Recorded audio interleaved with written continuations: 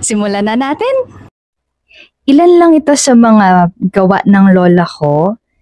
Ayan, purple and pink. Uso siya noon na yung two-tone na tela. So, ayan, look at the details.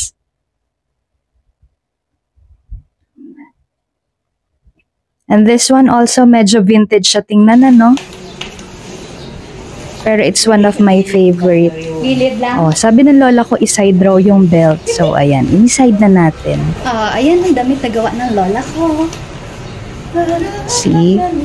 Actually, yung lola ko nandun sa gilid, sa kabilang side. Kasi ako humaharap. Doon siya nagkikritik. Galon. So, ayan.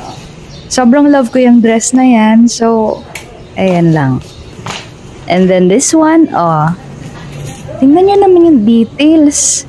May paribon pa.